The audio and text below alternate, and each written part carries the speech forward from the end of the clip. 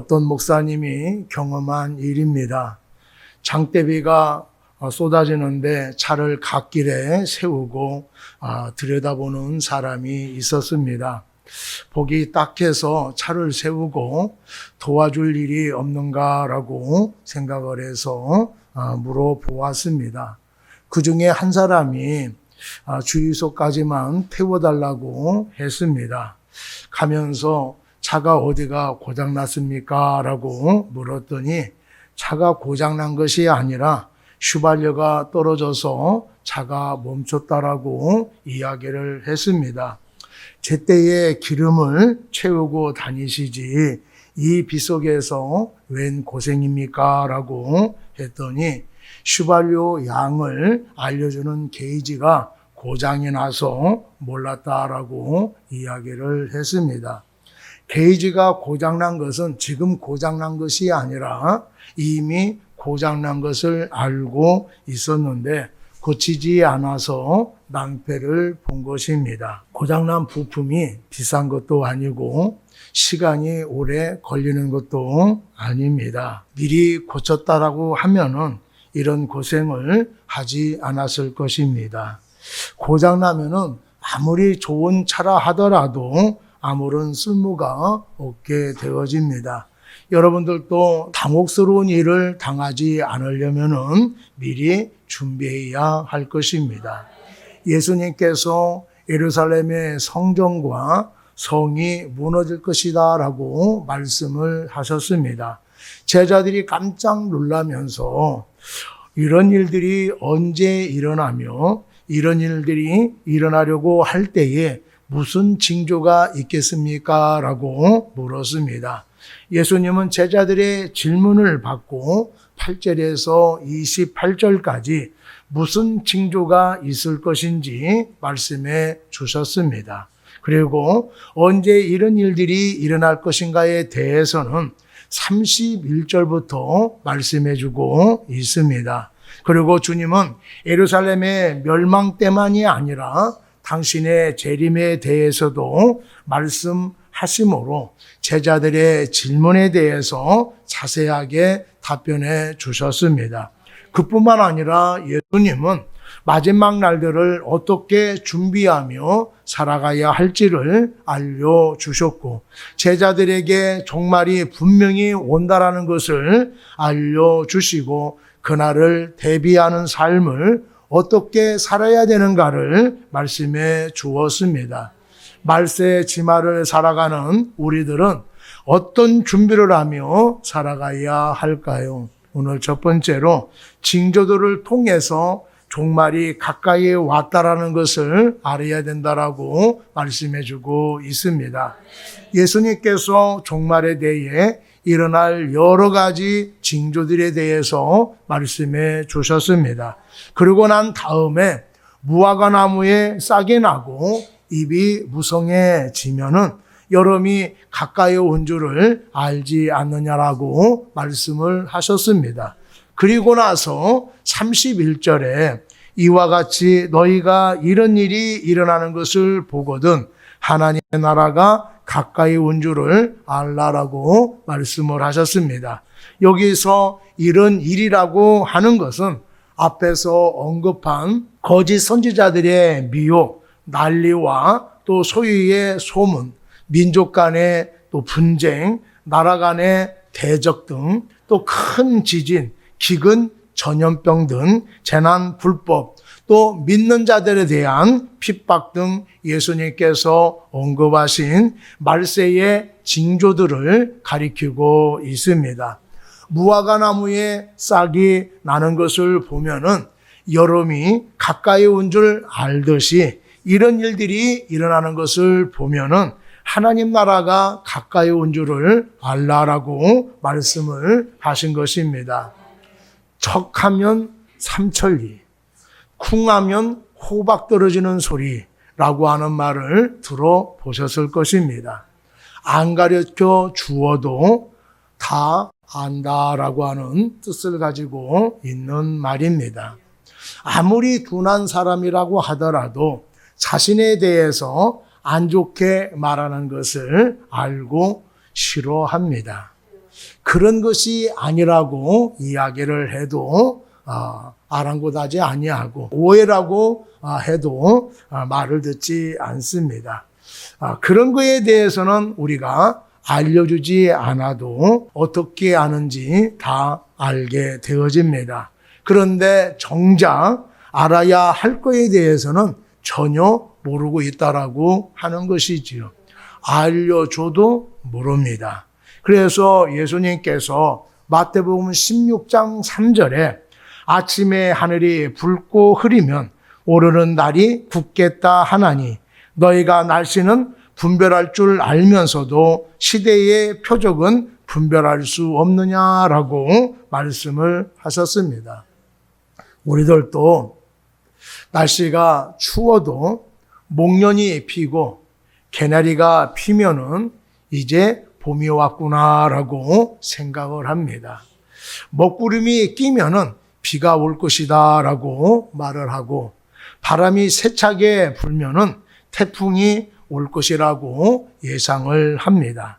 이렇게 우리는 계절의 변화를 잘 분별해서 옷차림과 또 집안의 분위기를 바꿉니다. 그뿐입니까? 세상에 일어나는 일들에 대해서는 잘 분석을 해서 이렇게 될 것이다 라고 예상도 하게 되어집니다. 안 가르쳐 주어도 계절의 변화에 대해서는 잘 알고 있습니다. 세상의 일에 대해서 안 가르쳐 주어도 이렇게 될 것이다 라고 하는 것을 우리가 생각을 합니다. 그러나 주님께서 이 세상에 오실 것이다 라고 말씀을 하셨고 성경에 기록해 놓았음에도 불구하고 사람들은 이 일에 대해서 전혀 모른다라고 하는 것이지요. 주님께서 말씀하신 것이 아닙니다. 성경에 기록해 놓지 않는 것이 아니에요. 여러 번 말씀하셨고 반드시 이루어질 것이라고 말씀하고 있음에도 불구하고 사람들이 왜 모를까요? 관심을 갖고 있지 않기 때문에 모르는 것입니다. 여러분, 내가 알지 못하는 것이라 하더라도 조금만 관심을 가지면은요, 그것을 알 수가 있습니다. 또 우리가 관심을 갖고 하게 되어지면은 내가 잘 모르는 것도 잘할 수 있는 사람이 되어지는 거예요. 여러분, 내가 조금만 관심을 갖고 있으면은 알지 못하는 것도 내가 알게 되어지는데 하나님께서 말씀하셨고 주님께서 반드시 이루어질 것이라고 하는 그 말씀을 우리가 조금만 관심을 갖고 있다고 한다면은 다 알 수가 있게 될 것입니다. 관심을 집중하게 되어지면은 새로운 것도 알게 되어지는 거예요. 하나님의 말씀에 조금만 우리가 관심을 가지면은 그것이 무슨 말씀인지, 무슨 뜻인지, 왜 이 말씀을 하셨는지 우리가 알 수가 있습니다. 여러분, 세상의 일에만 관심을 갖고 살지 마시고 주님의 말씀, 주님의 일에도 관심을 갖고 살아갈 수 있는 우리 모두가 되기를 바랍니다. 32절에 보면은 이 세대가 지나가기 전에 모든 일이 다 이루리라 라고 말씀을 하셨어요. 여기서 세대라고 하는 말을 지금 주님 앞에서 말씀을 듣고 있는 사람들을 가리키고 있다라고 생각을 많이 합니다. 그래서 제자들도 자신들이 살아있을 때에 주님께서 재림할 것이다 라고 생각을 했는데 자기들이 살아있을 때에 주님이 재림하지 않았습니다. 그렇다면 여기서 말하는 세대란 어떤 것을 말하고 있을까요? 이 세대라고 하는 말은 예루살렘의 멸망과 종말의 사건을 동시에 강조하고 있기 때문에 종말의 징조가 보이는 마지막 시대에 살고 있는 사람들을 말하고 있는 것입니다. 예루살렘 멸망의 때부터 세상 종말의 때까지 주님께서 말씀하셨던 모든 환난과 고통과 징조들이 나타나게 될 것이라고 말씀을 하고 있습니다. 현대를 살아가고 있는 인생들에게 겁을 주려고 하시는 말씀이 아닙니다. 말씀하신 모든 것들이 반드시 이루어질 것입니다. 그래서 33절에 천지는 없어지겠으나 내 말은 없어지지 아니하리라 라고 말씀하셔서 예수님이 말씀하신 모든 일들이 반드시 이루어질 것이다 라고 말씀을 하고 계신 거예요. 주님의 능력이 얼마나 대단한지 죽은 자를 살리기도 하셨고 병든 자를 고치셨습니다. 성남 파도를 꾸짖자 그 파도가 예수님의 말씀에 잠잠해졌습니다. 마귀도 예수님의 명령에 떠나갔습니다. 그런 능력을 갖고 있는 주님이 하시는 모든 일들을 다 이루셨고 지금 이루어지고 있으며 그리고 장차 또 다 이루어질 줄로 믿습니다. 여러분 창세기 1장을 읽어보면은 하나님의 능력에 감탄할 수밖에 없습니다. 여러분 하나님께서 이 세상을 창조하실 때에 말씀하시면은 말씀하신 그대로 이루어졌습니다. 그대로 되었다라고 하는 말씀이 6번이나 반복되어 나옵니다. 이런 걸 통해서 하나님만이 진정한 신이라고 하는 것을 말씀해 주고 있고 그대로 되었다라고 하는 말씀을 통해서 하나님의 능력이 얼마나 대단한가를 알 수가 있습니다. 이 세상을 창조하실 때에 말씀하시는 대로 이루어진 것이 아니라 하나님께서 말씀하신 모든 사건들은 시대를 초월해서 이루어졌다라고 하는 것이지요. 그리고 이제 마지막 남은 한 가지 사건만 이제 남았습니다. 그것이 주님의 재림입니다. 말씀하신 것을 1.1핵이라도 반드시 이루시는 하나님이기 때문에 한 가지 남은 사건도 반드시 이루어질 줄로 믿습니다. 그런데 종말이 없다라고 말하는 사람이 있고 종말이 더디다라고 생각해서 육체의 정욕대로 살아가는 사람들이 있습니다. 이런 사람들은 반드시 후회할 것입니다. 노아의 때의 사람들은 하나님의 진노가 없다라고 생각을 했고 있다라고 해도라도 훗날에 있을 것이다라고 생각을 해서 장가가고 시집가고 장사하는 일에 정신이 없었습니다. 그들이 어떻게 되었습니까? 다 멸망당하고 말았습니다.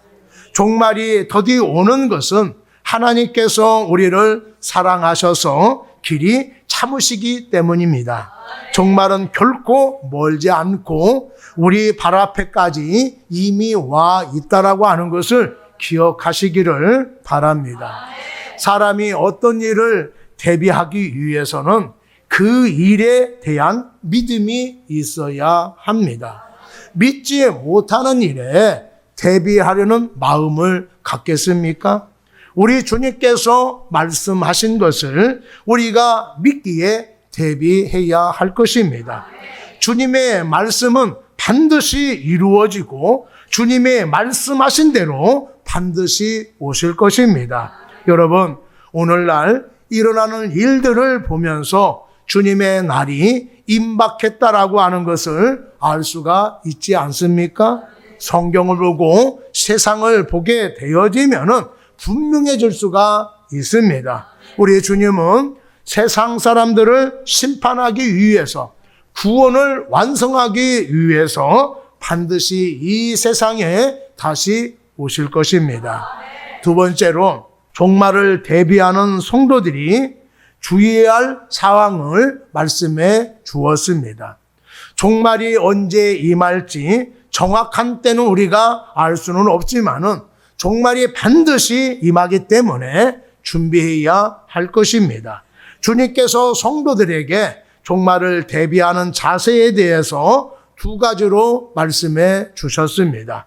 먼저는 스스로 조심하라라고 말씀을 하셨습니다. 34절에 보면은 너희는 스스로 조심하라. 그렇지 않으면 방탕함과 술 취함과 생활의 염려로 마음이 둔하여지고 뜻밖의 그날이 덕과 같이 너희에게 임하리라 라고 말씀을 하셨습니다. 우리는 세상에 살아가면서 구별되어 살지 못하고 세상에 빠져 살게 되어지면 어떻게 되겠습니까? 방탕함과 술 취함과 생활의 염려로 마음이 둔하여지고 말 것입니다. 방탕함이라고 하는 것은 제약된 본성이 좋아하는 것, 감각적인 쾌락에 빠져서 무절제한 생활을 하는 것을 말하고 있습니다. 어느 시대든지 세상이 혼란하고 불안할수록 사람들은 깊이 생각하기보다는 향락에 빠져서 잠시나마 괴로움을 잊으려고 합니다. 그러나 그런 생활을 하게 되어지면 내 인생을 망가뜨리게 되어지는 것입니다. 그리고 술이 잠시 우리에게 즐거움을 주기도 하지만은 술을 먹으면은요, 사람의 생각을 흐려지게 만듭니다. 여러분, 술이라고 하는 것은 뇌에서 균형 잡힌 부분을 마비시킵니다. 그래서 추태를 부렸는데 그것이 잘못되었다라고 생각을 못하게 되어지는 거예요. 술을 먹으면은 감정을 절제하지 못해서 아무 때나 아무 사람에게나 고래고래 소리 지릅니다. 그리고 말도 안 되는 소리를 하는데 자신이 무슨 말을 하고 무슨 행동을 하는지 전혀 알지 못합니다. 이렇게 술은 사람이 정상적인 생각과 행동을 하지 못하도록 만드는 것입니다. 그렇기 때문에 여러분, 술에 취하면은 안 되는 것입니다. 또 하나는 생활의 염려라고 말씀을 하고 있어요. 무엇을 먹을까? 무엇을 입을까? 어떻게 살을까? 이것 때문에 사람들이 죄를 범하게 되는 것입니다. 여러분, 생활의 염려 때문에 갈등하게 되고 신앙을 저버리는 사람이 얼마나 많은지 모릅니다. 부지런히 일하면은 먹고 사는 데는 지장이 없습니다. 남들처럼 엄청 잘 살지는 못하지만은 부지런히 우리가 일을 하면은 그래도 먹고 사는 데는 지장이 없습니다. 그런데 남들보다 더 많이 가지려고 하는 욕심으로 인하여서 우리의 마음이 무뎌지고 정신이 무뎌지는 것입니다. 다른 사람과 비교하니까 이축되어져서 사람이 불행하게 되어지는 것입니다. 여러분, 방탕하고 술 취하고 세상의 염려에 빠져 살지 않기 위해서 우리는 항상 정신을 차리고 있어야 할 것입니다. 우리가 정신을 차려야 할 이유가 또 하나 있습니다. 주님께서 오시는 날이 덕과 같이 임하기 때문입니다. 젖이 짐승을 경고 없이 갑작스럽게 덮치는 것처럼 주님도 그와 같이 갑작스럽게 오신다라고 말씀을 하고 있습니다. 하나님은 주님이 이 세상에 오시는 그 날과 시를 아무도 모르게 하셨습니다. 그래서 그 일이 언제 일어날지 갑작스럽고 뜻밖의 시간이 될 것입니다. 그 날과 그 시간이 오늘 예배가 끝난 뒤에 오실지, 아니면 몇 년 뒤에 오실지, 아니면은 한 세기 후에 오실지 우리는 모릅니다. 그러나 세상의 일들이 어느 때처럼 진행되고 있는데도 갑작스럽게 세상이 정지되는 날이 올 것입니다. 그때까지 사람들은 먹고 마시며 장가가고 시집 갈 것입니다. 이렇게 방탕하고 술 취해 살면서 믿음을 저버리는 사람에게는 그날이 두렵고 떨리는 날이 될 것입니다. 그러나 절제하고 기다리고 준비하는 사람에게는 주님이 오시는 날이 승리의 날이 될 것이며 축제의 날이 될 것입니다. 세상에 살되 구별되어 살며 절제하며 살아서 주님은 오시는 날이 여러분들에게 영광스러운 날이 되기를 바랍니다. 준비하는 사람은 주님께서 벼랑간 오신다 하더라도 당황하지 아니하고 주님을 맞이할 수 있는 사람이 될 것입니다. 그리고 종말을 대비하는 성도들은 항상 기도하며 깨어 있어야 된다라고 말씀을 하고 있습니다. 36절에 보면은 이러므로 너희는 장차 올 이 모든 일을 능히 피하고 인재 앞에 서도록 항상 기도하며 깨어 있으라 하시느냐. 인재 앞에 선다라고 하는 것은 영광스러운 모습으로 재림하시는 주님 앞에 선다라고 하는 말씀입니다. 예수님을 믿는 우리 모든 사람들은 주님 앞에 서야 할 사람입니다. 그러면은 주님 앞에 설 때에 부끄럽지 아니하고 당당하게 서야 되겠지요. 그렇게 하기 위해서는 종말의 징조들이 일어날 때에 거짓 선지자들이 유혹하고 믿는 사람들을 핍박하더라도 믿음으로 끝까지 인내해야 할 것입니다. 그러면은 영광스럽게 재림하시는 주님 앞에 당당하게 설 수 있는 사람이 될 것입니다.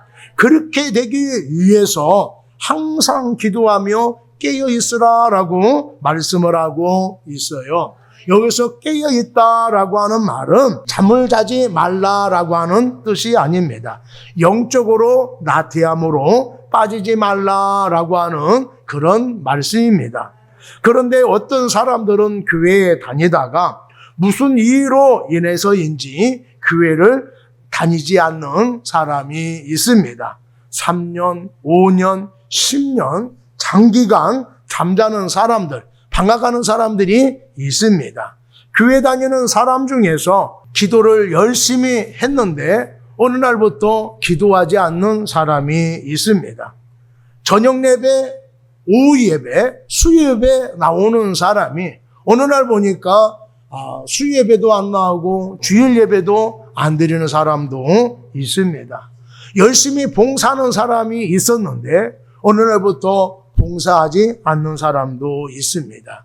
한 영혼이라도 주님 앞에 인도하기 위해서 열심히 전도를 했는데 어느 날부터 전도하는 일에 게을리하는 사람도 있습니다.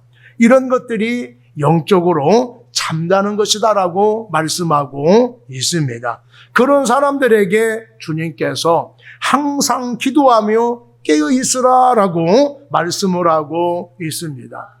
왜 주님께서 기도하라고 말씀을 하고 있을까요? 먼저는 기도해야 육체를 이길 수가 있습니다. 기도하지 않으면은 성령으로 충만함을 받지 못하면은 내가 생각한 대로 행동하고 처한 상황에 치우치게 될 수밖에 없습니다. 사람의 말을 듣고 살아갈 수밖에 없습니다.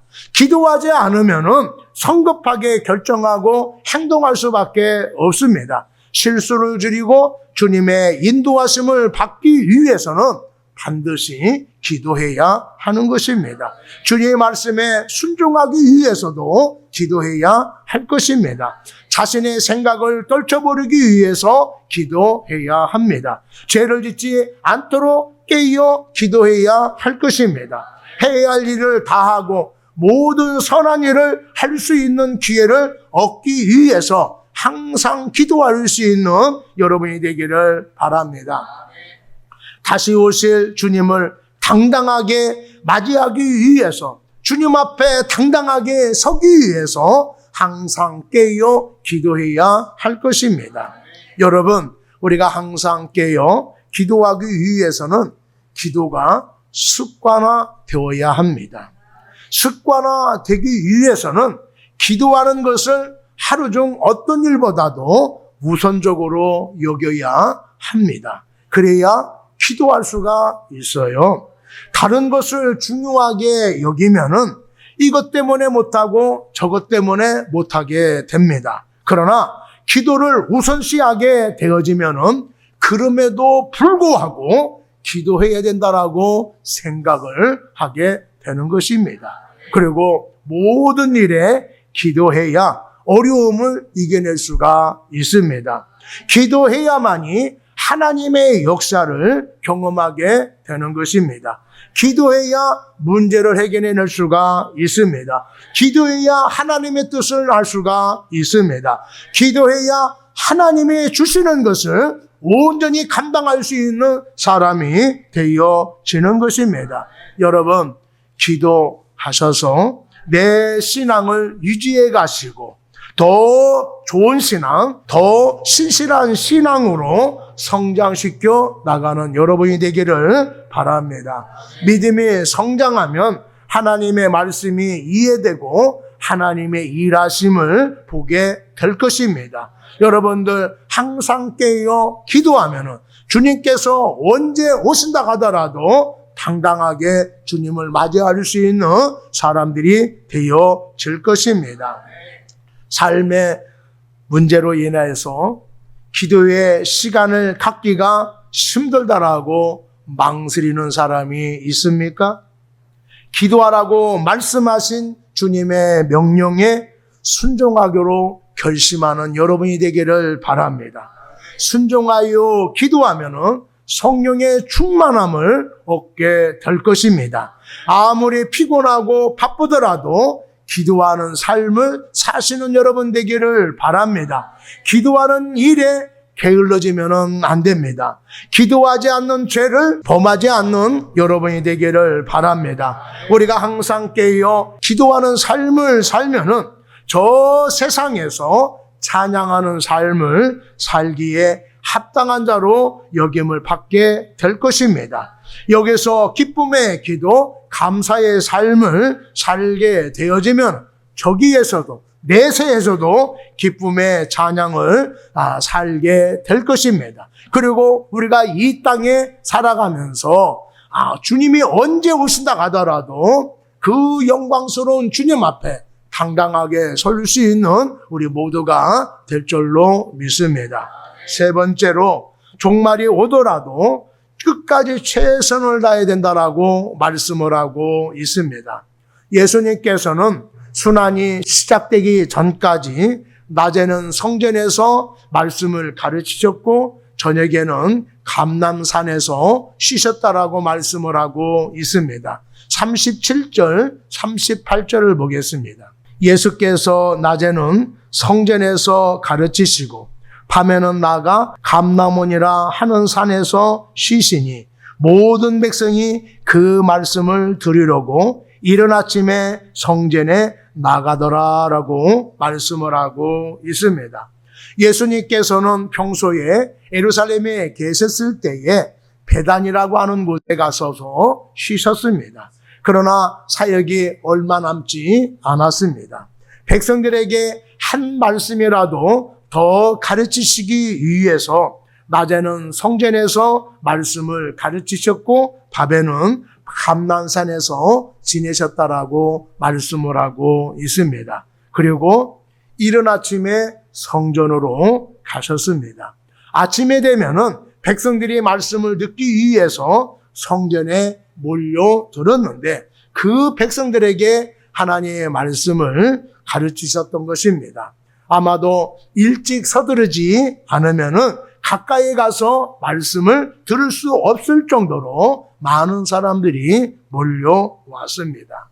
진지하고 진솔한 가르침은 재치 있고 학식 있는 자들의 말씀보다도 백성들을 끌어당기는 힘이 있습니다. 권세 있는 가르침의 말씀을 듣기 위해서 이른 아침에 성전에 온 것입니다. 성전에 누가 있습니까? 말씀을 들으려고 하는 사람만 있는 것이 아니라 어떻게 하면은 예수를 붙잡을까? 어떻게 하면 예수를 잡아서 죽일까? 혈안인 사람들이 두 눈 부릅뜨고 지켜보고 있습니다. 그런데도 불구하고 붙잡히기 전까지 가르치는 사역을 게을리하지 않았다라고 하는 것입니다. 붙잡히고 모욕당하고 또 죽는 것을 두려워하지 않았습니다. 할 수 있는 최선을 다하여서 사역을 하신 것을 보여주고 있는 것입니다. 그리고 밤에는 성에서 빠져나가서 감람산에서 쉬셨습니다. 밤이라고 하는 시간은 누구든지 쉬는 시간입니다. 그 시간에 낮에 있었던 일들을 제자들과 나누었을 것이고 말씀하신 것에 대해서 중요한 것을 다시 한번 말씀해 주셨을 것입니다. 또한 밤에는 다음 날에 어떤 일을 할 것인가, 또 해야 할 일을 어떻게 하면 잘 진행할 것인가 라고 하는 것을 생각하면서 계획하는 시간일 것입니다. 할 일은 많은데 시간 조절을 잘 해야 할 필요성이 있다라고 생각을 해서 그런 시간을 갖기도 합니다. 특히 십자가 사건을 앞에 두고 구약에서 예언한 모든 말씀과 일치제대로 처신해야 하기 때문에 행동을 해야 되기 때문에 밤에 쉬면서 다음 날에 계획을 세우셨던 것을 볼 수가 있습니다. 그리고 밤에 하나님 앞에 나아가 기도하는 시간을 가지셨습니다. 밤에는 기도하기에 좋은 시간입니다. 낮에는 할 일도 많고 또 교회에 온다 하더라도 오고 가는 사람들이 있기 때문에 집중하기가 힘듭니다. 그러나 밤에는 아무도 없어요. 그래서 내 마음을 내려놓고 하나님과 집중적으로 교제할 수 있는 가장 좋은 시간이 바로 저녁 시간이고 새벽 시간입니다. 그래서 주님께서 우리 말씀을 보면은 간혹 가다가 저녁에 가셔서 기도하셨고 이른 새벽에 기도하신 것을 볼 수가 있어요. 이렇게 늦은 저녁에 이른 아침에 기도한 것은 누구에게 방해받지 않고 하나님과 깊은 교제를 나누기 위해서 그런 시간에 선택을 하신 것입니다. 여러분들, 주님께서는 지금까지 열심히 해왔습니다. 최선을 다해서 사역을 감당을 했습니다. 그리고 이제 며칠 남지 않았습니다. 오늘 본문을 기준으로 해서 3일밖에 안 남았어요. 순환당할 그 기간이 지금부터 3일밖에 남지 않았습니다. 근데 그날이 얼마나 힘든 날입니까? 그리고 지금까지 최선을 다해 왔다 간다라면은 이제 3일 동안은 조금 쉬면서 아마 그 시간을 준비할 수도 있을 거예요. 그런데도 불구하고 그 3일 동안도 시간을 늦추지 아니하고 또 자기를 몸살이지 아니하고 최선을 다하는 모습을 보여주고 있습니다. 사람들은요, 얼마 남지 않으면은 대충 하는 걸 볼 수가 있어요. 여러분들이 어떤 일을 맡았던지 최선을 다할 수 있는 여러분 되기를 바랍니다. 선조라고 하는 임금을 아실 거예요. 임진왜란 때에 왕이었던 사람입니다. 피란길에 올랐지요. 잠자리도 불편하고 먹는 것도 시원치 않았습니다. 근데 어느 날 생선이 하나 올라왔어요. 먹었는데 맛이 너무 맛있어요. 너무나 맛있어요. 그래서 너무나 맛있어가지고 신하한테 이 생선 이름이 뭐냐 그랬더니 묵이라고 하는 거예요. 묵. 응? 근데 생선이 너무나 맛있는데 이름이 변변치가 않아요. 그래서 이 선조가 묵 대신에 은어라고 해라 라고 해서 이 묵 생선이 은어가 됐다고 합니다. 그리고 전쟁이 끝나고 황궁을 했어요. 궁에서 생활했습니다. 산의 진미를 먹었겠지요. 그러다가 어느 날 문득 피난길에 올라서 먹었던 그 생선이 생각나는 거예요. 그 생선을 또 맛있게 먹고 싶은 마음이 들었어요. 그래서 특별히 부탁을 해가지고 그 생선을 이제 수라상에 올려드렸습니다. 그것을 먹더니 맛이 없다라고 했다고 합니다. 그래서 도로묵 됐다는 얘기예요. 도로묵이라 해라 그랬다는 얘기예요. 황궁을 해서 맛있는 음식을 먹다 보니까 신앙길에서 마셨던 그 음식의 맛이 나지 않는 거예요. 변화가 된 것입니다. 그래서 도루묵이라 해라 그랬다는 얘기예요. 우리가 열심히 해왔던 일들을 어떤 일이든 간에 다른 마음 먹거나 또 도중에 포기하면은 도루묵이 되어지는 것입니다.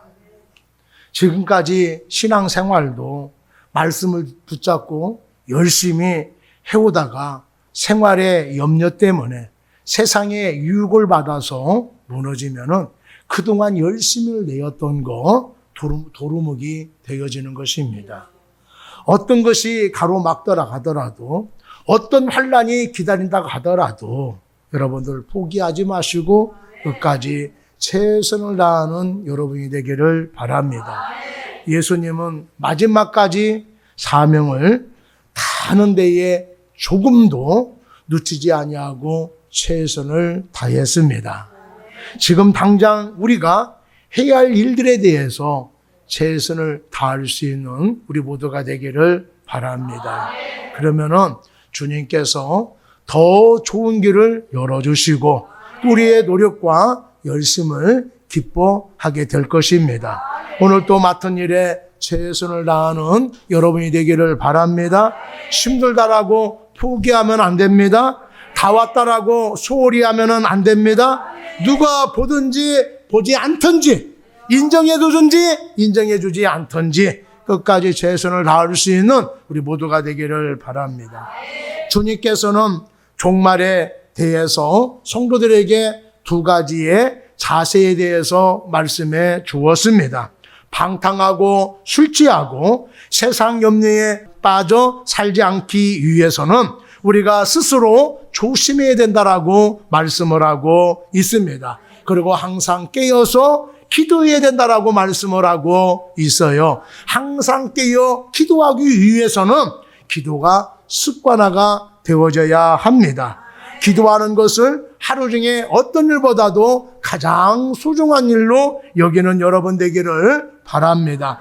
기도하면은 준비할 수가 있고 어떤 시험도 이겨낼 수 있는 사람이 되어질 것입니다.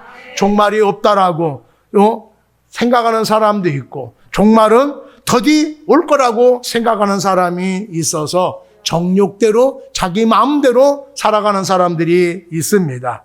주님의 말씀은 반드시 이루어지고 주님은 반드시 말씀하신 대로 이 세상에 오실 것입니다.